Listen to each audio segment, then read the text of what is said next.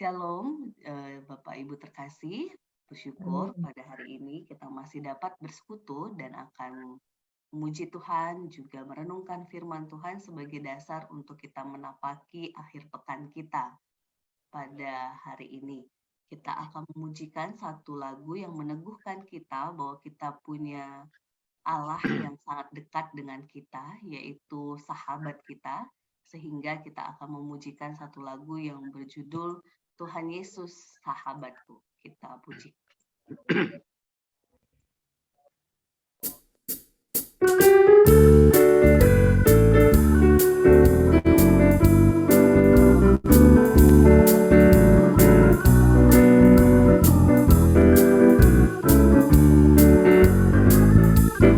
Tuhan Yesus sahabatku, tercinta dan erat, melebihi segalanya bagiku.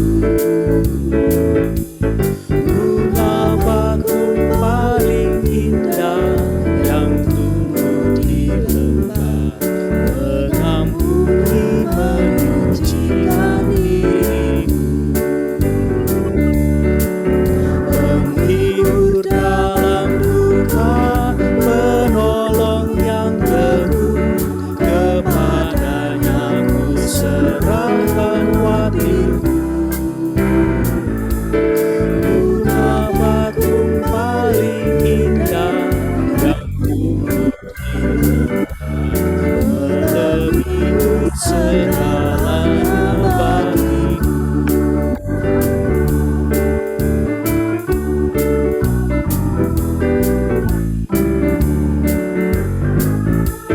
Di setiap pencobaan dan duka bagiku, Dia bentengkan perisaiku tetap.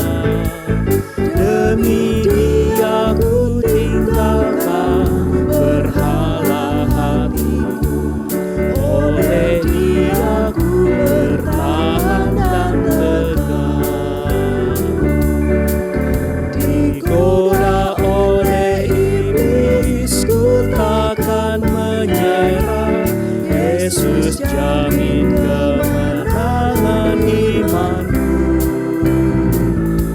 Bunga bakung paling indah yang tumbuh di lembah, melebihi segalanya bagiku. Melebihi segalanya bagiku.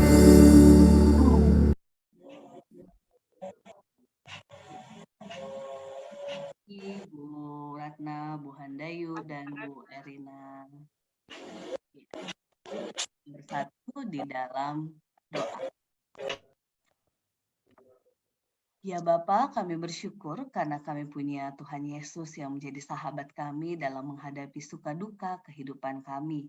Kami punya Engkau ya Bapa yang menjadi teman untuk kami menghadapi segala tantangan, khususnya dari si iblis yang kadang menggoda kami untuk melakukan hal yang mendukakan hatimu, tetapi Roh Kudus Tuhan terus menolong kami untuk dapat menolak, melawan, dan memilih cara Kristus dalam menghadapi tantangan yang kami miliki, pergumulan ataupun suka duka yang kami hadapi.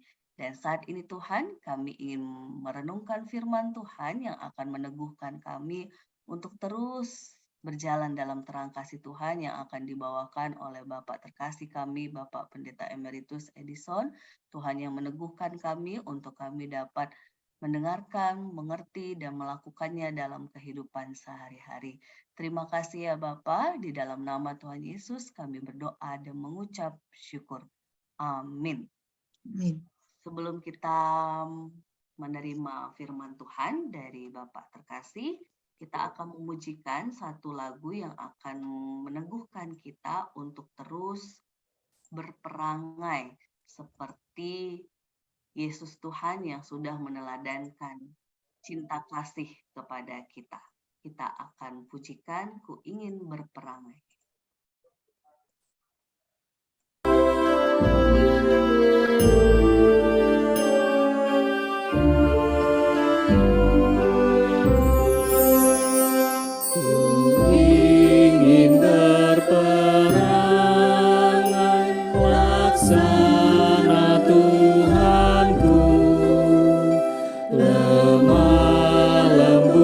dan ramah dan manis budiku, tetapi sungguh sayang ternyata ku cemar.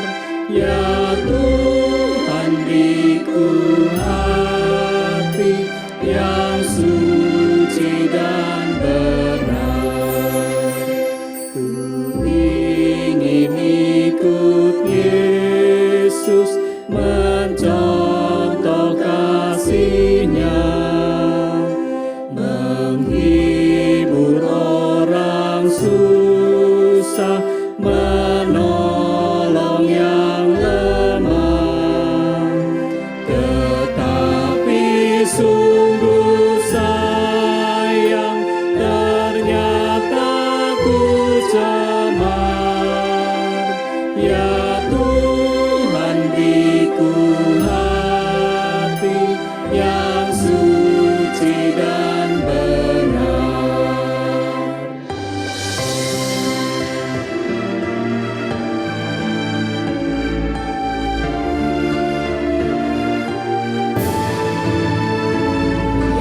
Sungguh juru selamat, cemerlang hatiku, dan hanya Kau yang dapat menghapus dosaku, supaya kelak di surga ku pandang wajah-Mu, dan aku jadi sama laksana diri-Mu.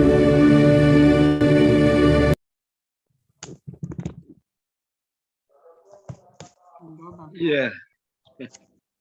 Baik, ibu-ibu sekalian yang dikasihi oleh Tuhan, kita sangat bersyukur bahwa pagi hari ini boleh kumpul bersama melalui media Zoom ini untuk mendengarkan serta merenungkan firman Tuhan. Nah, adapun firman Tuhan yang akan saya pakai untuk renungan pada pagi hari ini, saya akan ambilkan dari Kitab Injil Yohanes pasal 20 ayat 19 sampai 23.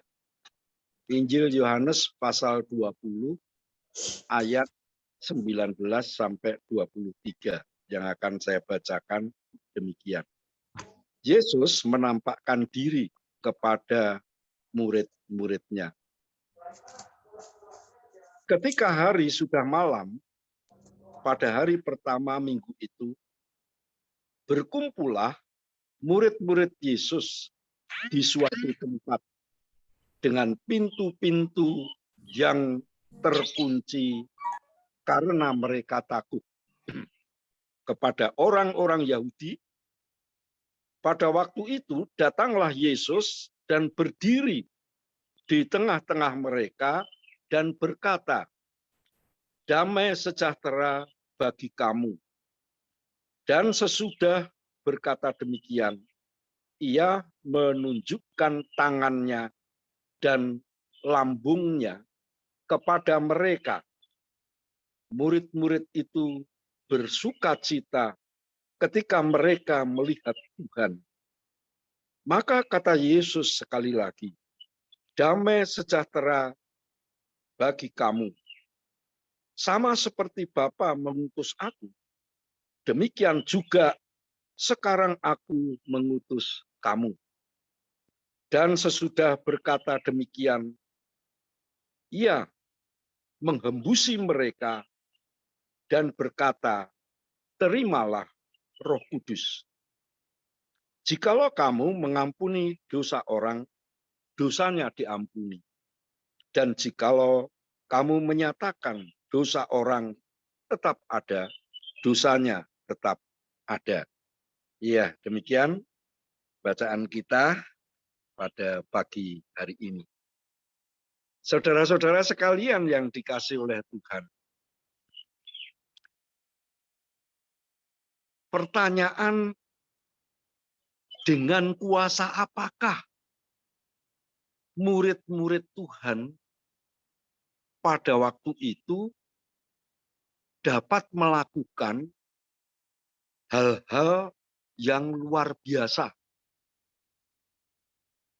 Seperti Petrus yang menyampaikan firman Tuhan, ya, berkhotbah itu dengan meluap-luap, dengan menggebu-gebu,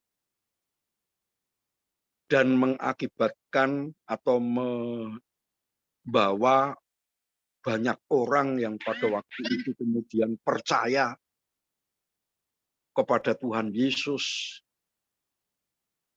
Kemudian juga ada hal-hal yang dilakukan oleh mereka, membuat orang yang lumpuh bisa berjalan, orang buta bisa melihat, dan juga mereka bisa melakukan hal-hal yang membuat orang menjadi terhibur, menjadi orang yang tadinya putus harapan, jadi bisa bersukacita karena memiliki harapan, gitu kan. Bahkan juga mereka memiliki keberanian yang luar biasa untuk menghadapi orang-orang Yahudi yang berusaha untuk mencederai mereka, yang berusaha untuk menahan mereka. Ini banyak hal-hal yang luar biasa pada waktu itu dilakukan oleh murid-murid Tuhan. Apa yang menyebabkan mereka ini dapat melakukan semua itu? Padahal seminggu setelah peristiwa Tuhan Yesus ditangkap, lalu kemudian disalibkan, mereka ini bagaikan orang yang tidak punya kekuatan sama sekali. Mereka menjadi orang-orang yang merasa diri kecil, merasa diri rendah, penuh dengan ketakutan.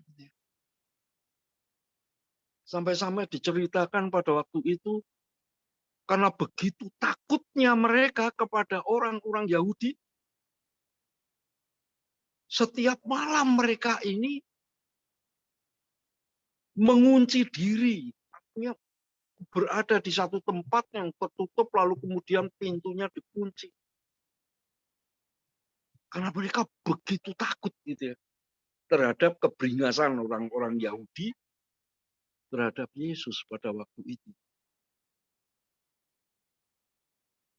Nah, diceritakan bahwa seminggu setelah peristiwa itu, dalam kondisi yang penuh dengan ketakutan, Tuhan Yesus hadir di tengah-tengah mereka. Jadi tampaknya kehadiran Yesus di tengah-tengah mereka itu mengubah diri mereka. Pada waktu itu Tuhan Yesus yang sudah bangkit dari kematiannya itu menghadiri mereka. Lalu menyampaikan sapaan khas yang biasa dipergunakan oleh Tuhan Yesus, yaitu dengan kata-kata damai sejahtera bagi kamu.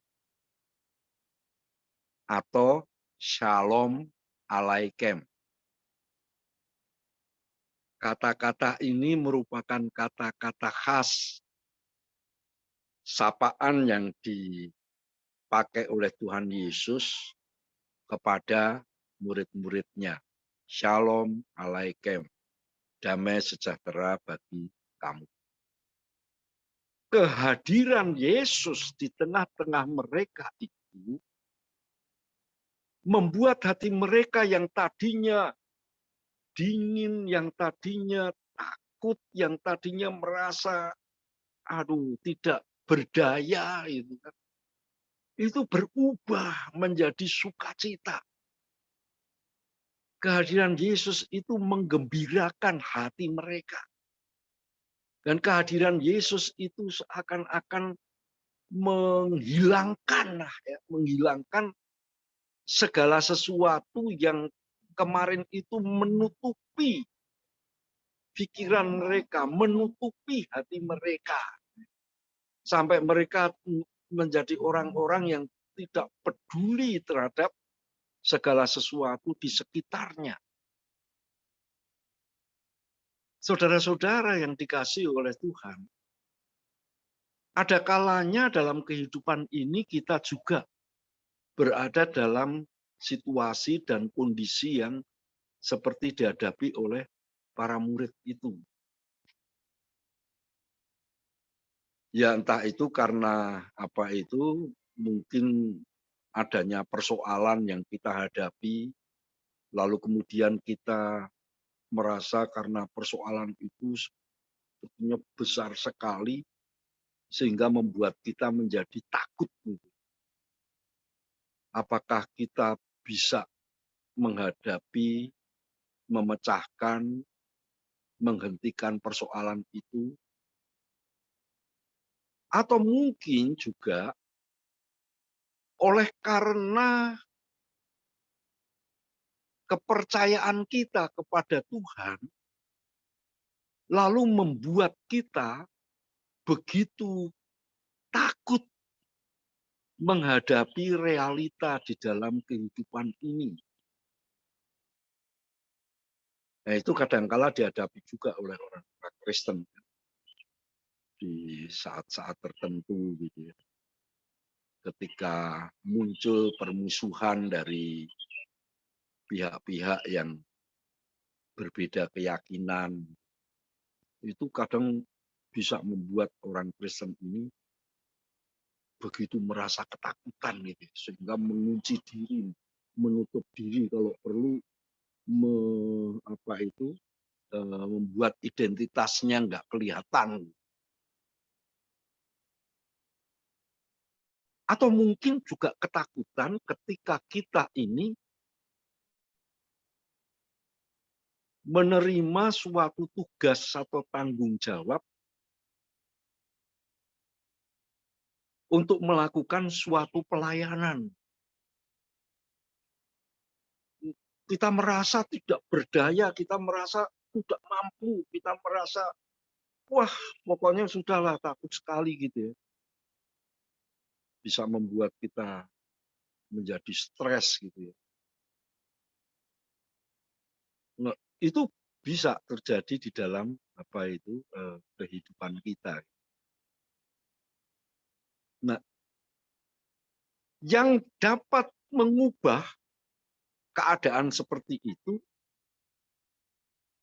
tentu saja ketika kita merasakan kehadiran Tuhan di dalam kehidupan kita atau di tengah-tengah pergumulan kita itu. Dengan kita merenung, kita coba berdiam diri untuk mengingat-ingat pesan-pesan Tuhan, atau mungkin membaca Alkitab dan lain sebagainya, lalu kita merasakan di situ ada kehadiran Tuhan, dan ini bisa membuat sukacita. Nah, tapi itu baru sampai pada rasa sukacita ya, rasa sukacita gitu bahwa kita ini merasa tidak sendirian sebab ada Tuhan di tengah-tengah kita, ada Kristus di tengah-tengah kita. Itu biasanya akan muncul dari perasaan kita. Nah, dengan apa itu keyakinan yang seperti ini, itu lalu kemudian akan ya ada orang yang kemudian begitu cepat gitu ya merasakan itu, lalu kemudian bisa mengubah yang tadinya murung, lalu kemudian bisa tersenyum gitu ya. Tapi juga ada yang tidak secepat itu gitu ya, tidak secepat itu gitu ya. Artinya rasa sukacitanya itu apa ini nggak cepat muncul gitu ya, tapi dalam hati itu sudah merasakan gitu, merasakan ini ada Tuhan sehingga hatinya ini apa itu maksudnya di dalam dirinya itu seperti kalau orang apa itu haus lalu kemudian ditetesin air, aduh ada lega tapi masih di dalam lah ini masih di dalam. Ada yang lambat gitu ya, tapi ada orang yang cepat untuk bisa menerima itu, merasakan kehadiran Tuhan itu. Lalu kemudian di dalam kehadiran Tuhan itulah terjadi apa ini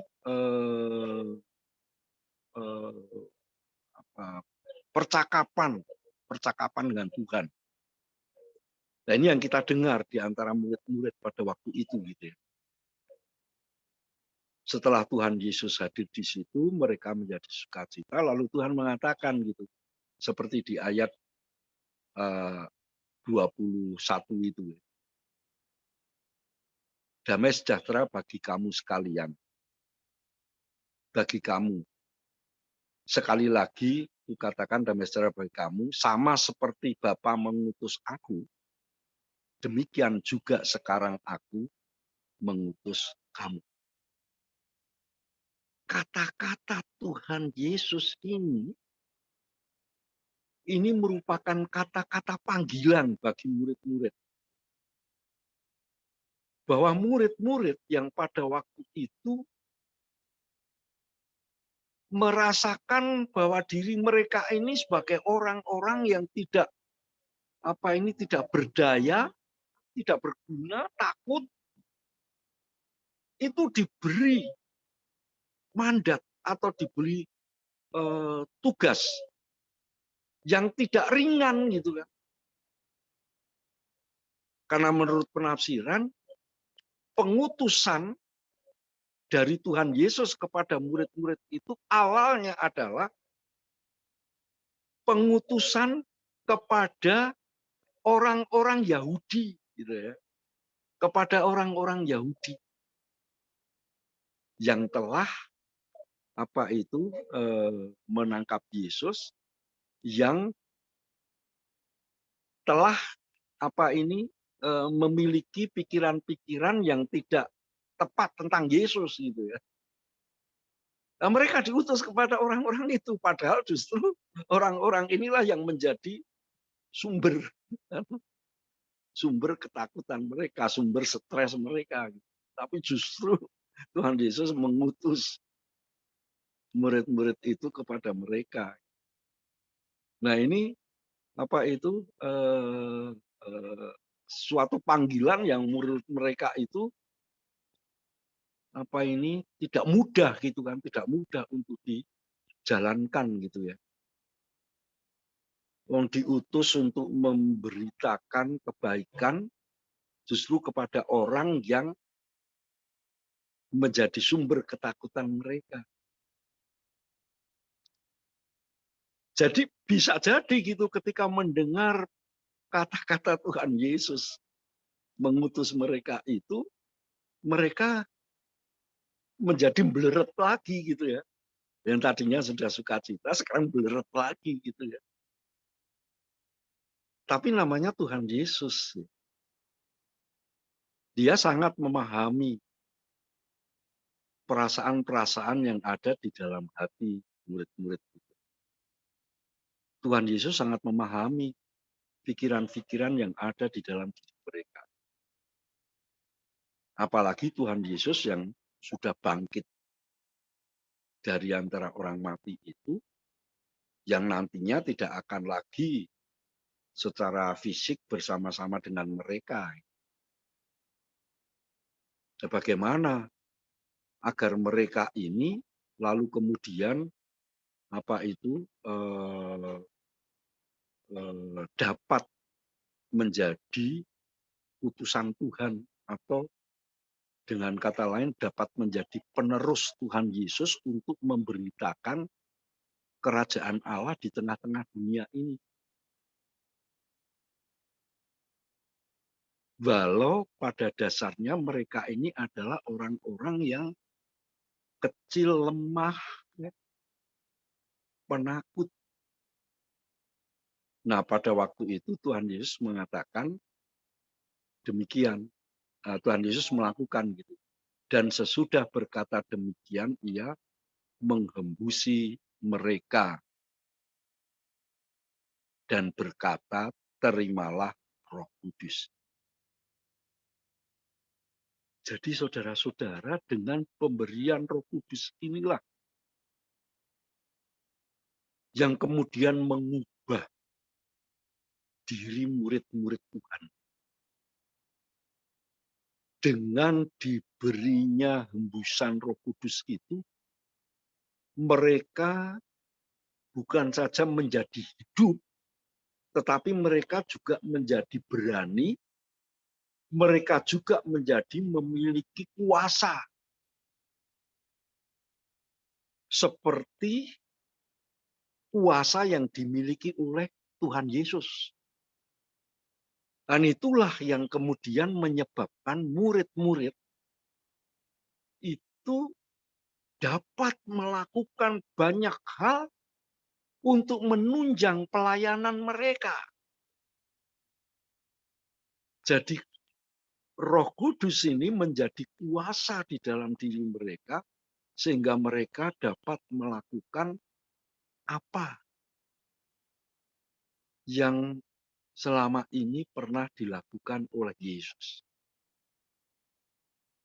Nah, saudara-saudara yang dikasih oleh Tuhan, kita juga membutuhkan kuasa seperti itu.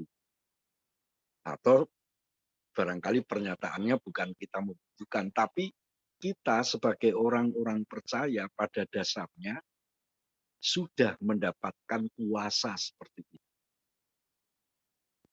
Sehingga dengan kuasa seperti itu, artinya hembusan Roh Kudus yang diberikan Tuhan Yesus kepada kita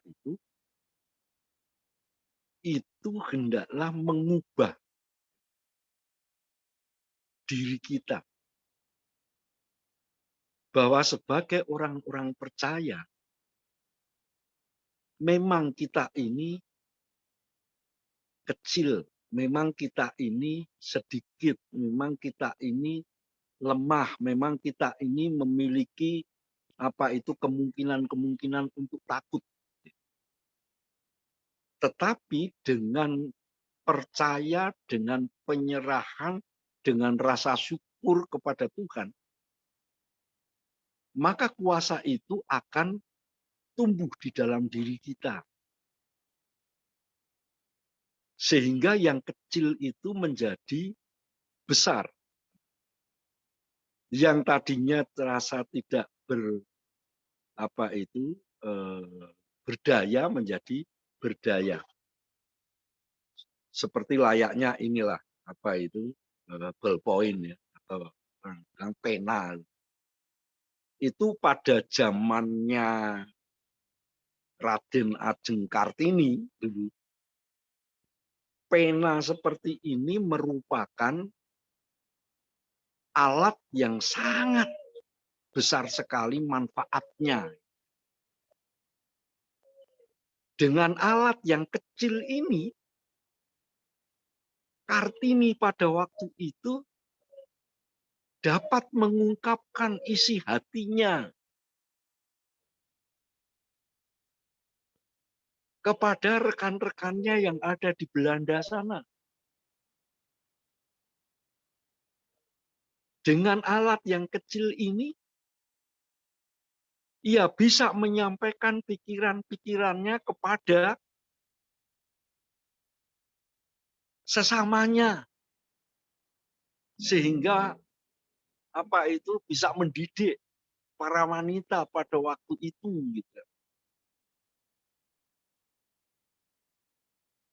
Yang tadinya tidak bisa apa-apa, lalu kemudian karena bisa baca tulis, lalu terbukalah pikirannya.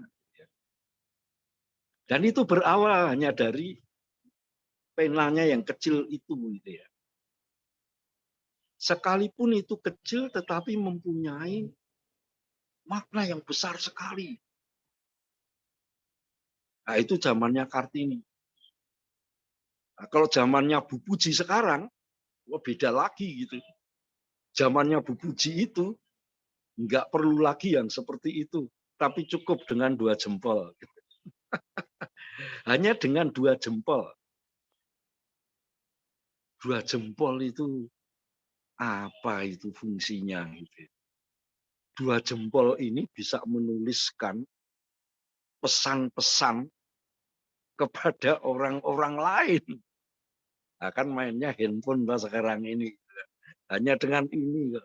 Dengan ini itu udah, wah. Tadi malam saya menggunakan jempol ini untuk menyampaikan kabar ke Amerika sana. Itu bule saya kebetulan ada di sana gitu kan. Dengan WA. Dengan jempol itu bisa keluar negeri. Hanya dengan jempol itu. Ibu-ibu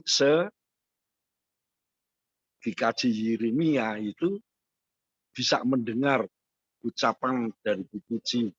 Selamat pagi, semoga semua sehat, semua bersemangat. Kan? Mari puji Tuhan. Itu hanya dengan, jadi ibaratnya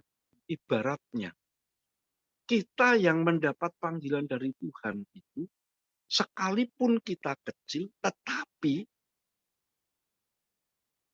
karena kuasa Tuhan itu, kita menjadi bermanfaat, menjadi berguna, bisa melakukan hal-hal yang luar biasa. Yang indah, yang bisa dirasakan oleh orang-orang lain. Dan itu terjadi karena Tuhan memberikan kuasanya kepada kita. Seperti jempol kita itu. Ya memang jempol ini bisa dipergunakan untuk banyak hal, bisa untuk hal yang positif, tapi bisa juga yang negatif gitu ya. Tapi tentu saja bagi hati orang yang sudah berjumpa dengan Yesus tadi, yang sudah diubah menjadi sukacita, itu hatinya tentu juga baik gitu kan. Sehingga tidak mungkin kok pakai beginian, tapi yang keluar hal-hal yang jahat, yang tidak baik. Tentu tidak demikian.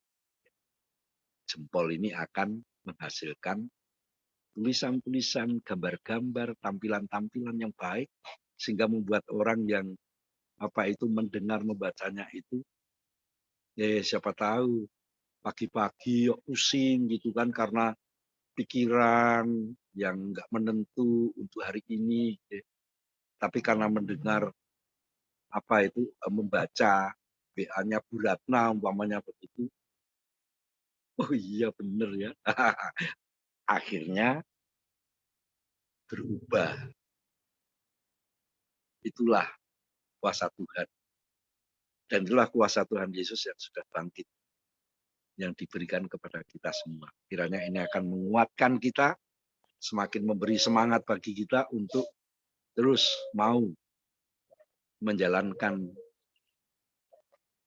utusan dari Tuhan di tengah-tengah kehidupan kita. Amin. Iya. Baik, demikian Amin, firman Tuhan. matur nuwun Bapak terkasih Pak Pendeta Edison yang sudah membawakan renungan buat kita. Sebelum kita masuk ke dalam room doa, saling mendoakan, dan nanti yang di YouTube akan juga saling mendoakan bersama keluarga, kita boleh ditutup doa dulu oleh Bapak terkasih Pak Edison. Boleh ditutup Baik. doa dulu Bapak. Ya. Monggo, Bapak. Baik, mari kita berdoa. Bapa kami yang bertahta di dalam kerajaan surga, kami mengucap syukur kepadamu Tuhan, kalau pagi hari ini boleh menerima firman-Mu. Kebangkitan-Mu itu Tuhan sungguh-sungguh akan mengubah kehidupan kami. Dari yang takut menjadi berani, yang kecil merasa besar, yang tidak mampu menjadi mampu, yang kesemuanya itu boleh kami pakai untuk memperbaiki kehidupan ini. Oleh sebab itu Tuhan, biarlah kuasa Roh Kudus itu senantiasa menyertai kehidupan kami, baik kami yang hadir dalam persekutuan doa pagi hari ini, maupun kami seluruh jemaat yang lain. Sehingga dengan kuasa Roh Kudus itu Tuhan, kami senantiasa bersukacita di dalam menjalankan tugas panggilan Tuhan di tengah-tengah kehidupan ini. Baik melalui pelayanan-pelayanan formal maupun juga melalui tindakan-tindakan kami yang berguna untuk sesama. Sehingga kehadiran kami pun senantiasa dapat menjadikan sesama kami bersukacita. Kami mau serahkan ya Bapa seluruh kehidupan kami hanya ke dalam tangan-Mu. Hanya di dalam nama Tuhan Yesus Kristus kami berdoa dan mengucap syukur. Haleluya. Amin. Amin.